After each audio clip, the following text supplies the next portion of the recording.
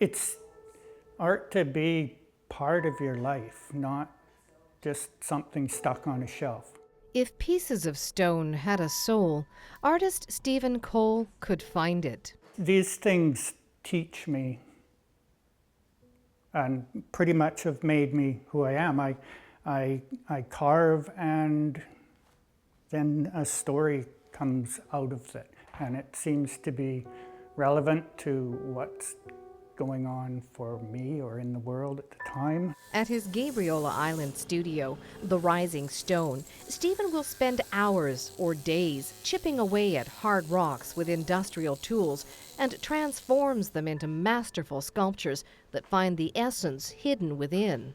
Stone, it has grain and it'll break on you, but if you don't break it, it's just awesome. Stephen has been working with rocks since his 20s, starting out as a stonemason. But his work, sculpted fireplaces, feature walls, and floors, are far from ordinary. I will just sit and look at the space, and I suck with words, but pictures, that's just how I think. So I watch a movie and I just let all these images go into that place. And when I get it, I get it. Then I'll just start. For Stephen, it was a natural progression to begin using his work tools to carve out a new path for himself. I'd been laying rock for at least 8 years, and I have diamond saws and stuff. So I found this piece of marble, and I think it was a candle. I decided to just carve around on the saw, and I really liked it. He works in marble, alabaster, chlorite, and everyday rocks that catch his eye. It's important to her that the world knows that Clara was here, even for 12 days. This is Clara in here, and this is representing Whitney.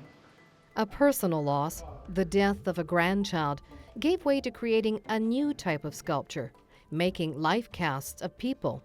My daughter lost a child at 12 days old, and she asked the funeral home to make a cast of the foot. And this cast that came was really, really sad. There was just nothing really there.